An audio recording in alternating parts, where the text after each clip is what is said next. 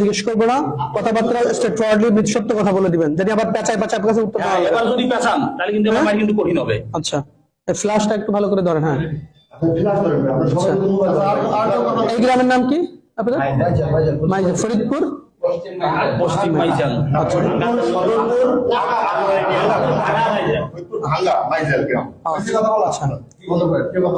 আমরা আসছি হচ্ছে ফরিদপুর মাইজেল ভাঙা, না ভাঙা মাইজেল গ্রাম, কালিয়া ইউনিয়ন।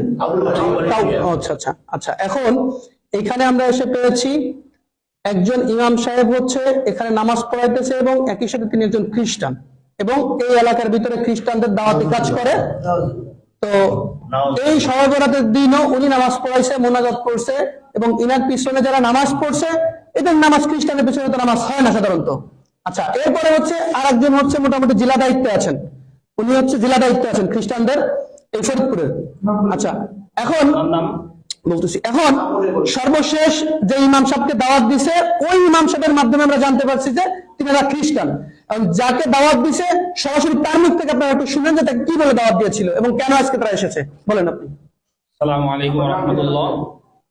আমি শফিকুল ইসলাম, আমি বাবুনগর মাদ্রাসায় পড়ালেখা করছি, সাথে হাটাজারি মাদ্রাসায় উলুমুল হাদিস পড়াশোনা করছি 2 বছর। আমি এলাকায় নতুন ইমাম নিয়োগ হয়েছি, সেই সুবাদে ওনাদের সাথে আর কি আমাদের একজন মুসল্লি বিভিন্ন জনের সাথে পরিচয় করাই দিচ্ছিল। বিভিন্ন জনের সাথে পরিচয়ের সুবাদে ওনার সাথে আমার পরিচয়, ওই মুসল্লি ওনার সাথে আমার সাথে পরিচয় করাই দিচ্ছে। পরিচয়ের পর্যায়ে উনি আমাকে বলতেছে যে ভাই আসেন, আমরা তো একই শ্রেণীর মানুষ, দুজনই আলেম, তাহলে আমাদের পরিচয়টা আর একটু গভীর হোক। আমি বললাম কিভাবে গভীর হবে? এরপরে বলতেছে যে আমরা একটা কোম্পানির কাজ করি, ওই কোম্পানিতে চাইলে আপনি আমাদের সাথে কাজ করতে পারেন। আল্লাহর রহমতে চাইলে এখানে টাকা পয়সার আপনার কোনো অভাব হবে না। আপনি আমাদের সাথে থাইকা আমেরিকা, লন্ডন, বড় বড় রাষ্ট্র আপনি সফর করতে পারবেন, ভ্রমণ করতে পারবেন, টাকা পয়সা নিয়ে চলবেন। আর মসজিদে ইমামতি করে কয় টাকা দেয় আর আমাদের? আমি বললাম যে কি কাজ এটা? বলতেছে দিনের দাওয়াত। ওই দিনের দাওয়াত করে টাকা পাওয়া যায়, এটা এখন কি দিনের দাওয়াত বলেন আমাকে বিস্তারিত কইলা। উনি বলতেছে কয় সব নবীর কথাই তো কোরআন শরীফে আছে, তাই আমরা শুধুমাত্র করি কি ঈসা নবীর দাওয়াতটা আমরা বেশি দিই, অন্য কোনো নবীর আমরা দাওয়াত দিই না, আর আমরা তাকেই মানি। আমি বুঝতে পারলাম যে এখানে আসলে উনি খ্রিস্টান মিশনারিদের একটা কাজ চক্রান্ত, যার কারণে আমি ওনাকে আস্তে আস্তে আস্তে আস্তে আমার লাইনে আনি। লাইনে আনার পর্যায়ে এক পর্যায়ে গত পরশুদিন ফোনে আমার সাথে বলতে কোরআনের মধ্যে মুহাম্মদের নাম আর কয় জায়গায় আছে, তার থেকে আমাদের ঈসা আলাইহিস সালামের নাম, মাসিহ ঈসার নাম আরো বেশি জায়গায় আছে, এরকম বলতেছে। পরে আমি গতকালকে সর্বশেষ জিজ্ঞাসা করি যে ভাই আমার, তাহলে উনি আমাকে অনেকদিন ধরে পারামারি করতেছিল যে আমাকে দিবে, ওই তরিকা দিবে, কিছু কিতাবাদি আমাকে দেওয়ার কথা ছিল, কিন্তু তরিকা না দেওয়ার কারণে কিতাবাদি উনি আমাকে দিচ্ছে না। বলতেছিল তরিকা যদি আপনি নেন তাহলে আপনি কিতাবগুলি আমার থেকে নিতে পারবেন, এছাড়া তরিকা না নিলে আপনি আমাদের কোনো কিতাব পাবেন না। আমি বললাম যে তাহলে কি করতে হবে? আপনাকে আগে তরিকা নিতে হবে। তরিকা কিভাবে নিব? এই তরিকা নেওয়ার জন্যই আজকে আমার এখানে আসা। যাওয়ার কথা ছিল প্রথমে ফরিদপুর, কিন্তু আমি ফরিদপুর যখন যাচ্ছিলাম না তখন এখানে আসলাম। এখানে এসে আজকে আমাদের কার্যক্রম যেটা ছিল সেটা হচ্ছিল গিয়ে যে উনি আর আমি 2 জন মিলে নদীতে নামবো গোসল করতে। আমাদের আজকের প্রোগ্রাম যেটা ছিল সেটা হচ্ছিল কি আমরা 2 জন একসাথে নদীতে নামবো।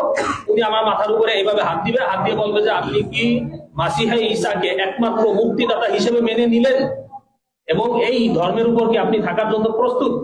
আমি তখন বলবো যে হ্যাঁ। বলার পরে আমার মাথা ধরে চাপ দিবে, আমি পানিতে ডুব দিব, এরকম নাকি 3 বার করা হবে। এই বিষয়ে গতকাল আমার সাথে কথা হয় ফোনে, এই ফোন রেকর্ডটাও আমার কাছে আছে, চাইলে আপনারা কেউ ডকুমেন্টস হিসেবে এটা শুনতেও পারেন। এই হিসাবে আজকে আমার এখানে আসা। ওনাদের গত 1 তারিখে ঢাকায় একটা প্রোগ্রাম হওয়ার কথা ছিল, হয়েছেও সেটা। আমাকে উনি যেটা বলছে যে এখানে নাকি শত শত আলেম নাকি থাকে উপস্থিত, যারা বাংলাদেশের বিভিন্ন প্রান্তে মসজিদ মাদ্রাসার খেদমতে আছে। আমার সাথে ওনার সাথে ভিডিওতে কথা হয়েছে, ওইখানে উনি আমাকে পরিচয় করা দিচ্ছে একজন আলেম, যে সে নাকি মিশর আল আজহার বিশ্ববিদ্যালয় থেকে নাকি পড়ালেখা করে আসছে। তাই উনি আমাকে যখন পরিচয় করাই দেয় তখন উনি এখান থেকে বলতেছে কাইফা হাল। আমিও এই দিক থেকে বললাম যে কাইফা হাল ইয়া আখি, আলহামদুলিল্লাহ বিখাইর, এরকম বললাম। এরপরে দেখুন উনি আবার বাংলা বলতেছে।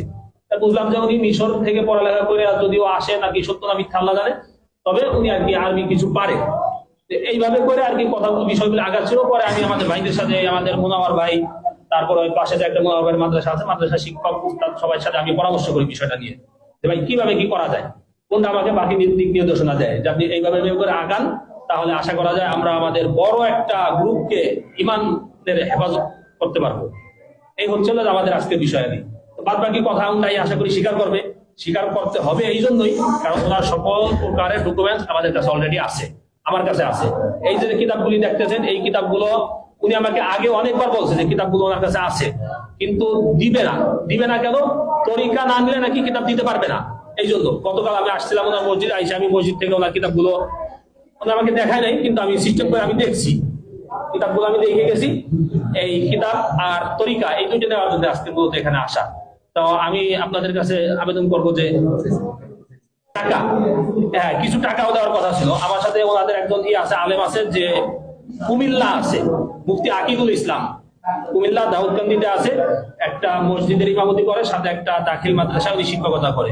তো ওনার সাথে আমার সাথে গতকালকে কথা হয়েছে প্রায় 20 মিনিট এই হোয়াটসঅ্যাপে, এটাও আমার কাছে কল রেকর্ড আছে। ওনার বাড়ি কোথায় কিছু বলছে? উনি আমাকে আগে বলছিল গোপালগঞ্জ, কিন্তু উনি তো মাত্র স্বীকার করলো যে আকিদুলের বাড়ি নাকি বাগেরহাট, এরকম বলছে। আমাকে বলছিল গোপালগঞ্জ, কিন্তু মাইরি দেওয়ার ভয়ে হয়তো উনি ই করছে, এখন হয়তো সত্যটা বলতেছে, বা আগে সত্যটা বলছে, এটা বলছে। আকিদুল নাকি এই মাসে 10 জন মুসলমানকে খ্রিস্টান করে ওইখানে নিয়ে আসছে, উনি বলছে এটা আমাকে, যে আকিদুল একজন ইমাম সাহেব, সে 10 জন খ্রিস্টানকে নাকি মুসলমান যারা খ্রিস্টান হয়েছে গত এই 1 তারিখের সেমিনারে উনি নিয়ে আসছে। সেমিনারে আমার যাওয়ার কথা ছিল, কিভাবে যাইতে হবে, কিভাবে মসজিদ থেকে ইমাম, হ্যাঁ সেও একজন দাউদকান্দি একজন ইমাম, তারা ইমাম কিনা এই ব্যাপারে আমি এটা জিজ্ঞাসা করি রে, এটা আচ্ছা আচ্ছা। এখন হলো এই ভদ্রলোক হলো খ্রিস্টান হয়েছে, এবং ইনি শুধু খ্রিস্টান না, এনার তো আসলে একটা অলরেডি কবরে চলেই গেছে। তো ইনি এখন এই গ্রামে দাওয়াতি কাজ করে, এই মসজিদের ইমাম সাহেব, এবং এই অঞ্চলে উনি খ্রিস্টানদের দাওয়াতি কাজ করেন। এখন আপনার নাম হলো, আপনার নামটা বলেন। হাবিবুল্লাহ বাহারি। আচ্ছা, প্রথমে পরিচয় দিয়েছিলেন কি? মৌলানা মুফতি হাবিবুল্লাহ বাহারি।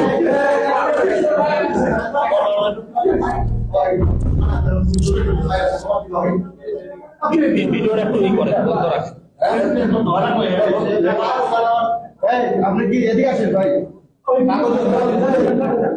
পরিচয় উনি প্রথমে দিছে, ওনার নাম হচ্ছে মৌলানা মুফতি হাবিবুল্লাহ বাহারি। এরপরে বলছে উনি ফাজিল শেষ করছে কোনিয়ালিয়া থেকে, দিগনগর থেকে ফাজিল শেষ করছে, আবার মৌলানা মুফতি শেষ করছে। পরবর্তীতে কিছু সময় পরে আবার স্বীকার করছে না মৌলানা মুফতি হয় নাই। তার মানে এই মৌলানা মুফতির টাইটেল পরিচয় ব্যবহার করে সাধারণ মুসলমানদেরকে ধোঁকা দিচ্ছে যে আমি একজন মৌলানা মুফতি সব যদি খ্রিস্টান হয়, তোমাদের খ্রিস্টান হতে সমস্যা কি, বা ইসাই তরিকা গ্রহণ করতে সমস্যা কি? আচ্ছা, তো এখন আপনার গ্রামের বাড়ি হলো কোথায়? মানিহার গ্রাম। মানিহার গ্রাম, থানা গোপালগঞ্জ, জেলা গোপালগঞ্জ। জেলা গোপালগঞ্জ, থানা গোপালগঞ্জ, মানিহার গ্রাম। আচ্ছা, আপনার ছেলে সন্তান কয়জন? আমার 3 বাচ্চা, 2 মেয়ে 1 ছেলে। আচ্ছা, আপনি এখন তো দাওয়াত দিয়ে আকিদুল্লাহ খ্রিস্টান বানাইছেন? জি। আচ্ছা, শুধু আকিদুল্লাহ। শুধু আকিদুল্লাহ। আর তারপর আর কাউকে দাওয়াত দিয়েছেন? না, আর তাদের ইনারে দিয়েছেন। আর এটাকে দাওয়াত দিয়েছিলেন? কিন্তু আপনি আমাকে বলছেন যে আপনার এই অধীনে অলরেডি 5 জন খ্রিস্টান আছে। ওনার অধীনে আরো 5 জন খ্রিস্টান আছে, উনি বলছে এই রেকর্ড আছে আমাদের কাছে। আমি মিথ্যা কথা বলছি। উনি মিথ্যা কথা বলছে, স্বীকার যাচ্ছে। উনি বলছেন বলতে মিথ্যা কথা। তো ওনার এই কথাগুলো আমাদের বের করতে অনেক কষ্ট হয়েছে, জানি না আরো কি পরিমাণ মিথ্যা কথা বা কি পরিমাণ রহস্য ওনার ভিতরে রয়ে গিয়েছে। এরপরে হচ্ছে ইনি হচ্ছে ইনার গুরু, এবং ইনি হচ্ছে ফরিদপুর জেলার দায়িত্বশীল হচ্ছে এই ভদ্রলোক। এখন উপর দিক ক্যামেরার দিকে তাকান। আচ্ছা, আপনার নাম হচ্ছে কি? আমার নাম সরোয়ার। মৌলানা মুফতি সরোয়ার। জোরে বলেন, মৌলানা মুফতি সরোয়ার। জি, মৌলানা আচ্ছা, মুফতি সরোয়ার। মৌলানা মুফতি সরোয়ার। আপনার গ্রাম? আমার গ্রাম বাঁশবেড়িয়া, চন্দনিয়া, টঙ্গিপাড়া থানা, গোপালগঞ্জ। দুইজনই গোপালগঞ্জের মানুষ? জি। আচ্ছা আচ্ছা, এখন আপনারা দুজনেই হচ্ছে এখন রাইট নাও খ্রিস্টান, তাই তো? আচ্ছা, আপনি হচ্ছেন একজন বক্তা একই সাথে, তাই না? আপনি বলছিলেন জি। উনি মোটামুটি অত্র অঞ্চলের মোটামুটি একজন জনপ্রিয় বক্তা, এবং একই সাথে খ্রিস্টান ধর্ম প্রচারক। এবং ওনার কাছ থেকে কতজন এবং তুই নিশ্চয় কি বলছিল আপনাকে? আচ্ছা, উনি দাওয়াত দিয়েছিলেন। আচ্ছা, জিজ্ঞাসা করছি যে আপনি কতদিন ধরে এখানে আসছেন, এই ধর্মে দীক্ষিত হয়েছেন? উনি বলছেন যে 1 বছর। 1 বছর। আমি জিজ্ঞাসা করছি আপনি কার থেকে হয়েছেন? আমি হয়েছি সরোয়ার থেকে। আমি বলছি 1 বছর আসছি এখানে। আচ্ছা, আপনি হয়েছেন সরোয়ার থেকে? আপনি এরকম বলছেন, আর আপনি সরোয়ার। আচ্ছা, 1 মিনিট, ওদিকে ফিরে। না না, 5 মাস ধরে জড়াইছে এর ভিতরে। আপনি হ্যাঁ, এই নিজেকে চাকরি করে বোধহয়। এদিকে তাকান। আপনাকে খ্রিস্টান বানাইছে কে? এক কথা উত্তর দিবেন। আকিদুল বানাইছে। আর আপনি তো আকিদুল করিম খ্রিস্টান মাঝে আপনি স্বীকার করেছেন, তাহলে আপনি যে একমতে 4 রকমের কথা বলতেছেন। আপনারা সরাসরি খ্রিস্টান কে বানাইছে আপনি বলছেন প্রথম মিনা কথা, ইনি হচ্ছে এই জায়গার প্রধান। আমি সত্যি কথা বলি। এক মিনিট, আপনার খ্রিস্টানের দাওয়াত দিছে উনি, স্টেট ফরওয়ার্ড কথা বলবেন। উনি দেশে চুপ, আর কোনো কথা হবে না, উনি আপনাকে দিছে, তাহলে আপনি বলছেন যে এই পর্যন্ত আপনি কাউকে দাওয়াত দেন নাই। তারপরে হলো যে আপনি হচ্ছে নিজে খ্রিস্টান হয়েছেন, এরপরে আপনি বলছেন আপনার ভাই যে বলছে যে উনি মানে মানে অনেক টাকা পায়, হ্যাঁ, যার কারণে ওই টাকা নিয়ে উনি ফ্ল্যাট নিয়ে ঢাকায় থাকে। একজন ইমাম সাহেবের পক্ষে তো ঢাকায় ফ্ল্যাট নিয়ে 2-3টা ফ্ল্যাট নিয়ে থাকা কি সম্ভব? বলেন। তার মানে উনার মাধ্যমে হাজার হাজার মানুষ খ্রিস্টান হওয়া সম্ভব, কারণ উনি একটা কমিউনিটির লিডার, এই যে ইনি, এবং উনার টাইটেল হলো উনি মাওলানা মুফতি। এগুলো হলো প্রতারণা। হ্যাঁ, এবার গত মাসে 1 লাখ টাকা কামাইছে, তাই না? তাই বলছে, ভিডিও আছে। আচ্ছা, আর আপনি এক মিনিট আপনি উনাকে দাওয়াত দিয়েছেন, স্ট্রেট ফরওয়ার্ড করে বলবেন, উনাকে দাওয়াত দিয়েছেন তো অনেক আগে। জি দাওয়াত দিয়েছেন, জি। ওকে। আপনি বলছেন যে আপনি কেউ দাওয়াত দেন নাই, এই একজন পাওয়া গেল আপনাদের খ্রিস্টান, ওই একজন পাওয়া গেল উনি উনাকে দাওয়াত দিয়েছেন। আচ্ছা আচ্ছা, এই হলো আমাদের অবস্থা। আর এইরকম অবস্থায় সারা বাংলাদেশে এইরকম অসংখ্য মানুষ পাওয়া যাচ্ছে যারা এই ধরনের প্রতারণা আমাদের মুসলমান কমিউনিটির সাথে করতেছে। ওনারা দুজনে খ্রিস্টান, অথচ ওনারা টুপি দাঁড়িয়ে এখনো ওনাদের লিপস্টিক আছে। তার মানে এটা হলো মূলত আমাদের সাথে প্রতারণা, সাধারণ মুসলমানদের সাথে প্রতারণা। এইভাবে এই দেশটাকে তিলে তিলে এই খ্রিস্টানরা দখল করে ফেলতেছে। আমাদের বান্দরবন, খাগড়াছড়ি, এই সমস্ত জায়গাগুলো, আমাদের দিনাজপুর, সব জায়গায় একই অবস্থা ভাই। তো এই জন্য এই যে ইনাদের, আপনাদের কাছে কোনো তথ্য ফিরে দেওয়া পারে? শেষ করে দেব। আচ্ছা, যাই হোক, এই হলো অবস্থা আমাদের। তো আমরা ওনাদেরকে পাইছি, এই হলো কিতাব, এই কিতাবের মাধ্যমে, এই কিতাবের নাম দিয়েছে কিতাবুল মুকাদ্দাস, অথচ এই কিতাবের নাম হিন্দুদের মানে খ্রিস্টানদের ধর্মগ্রন্থের নাম হচ্ছে বাইবেল। কি নাম?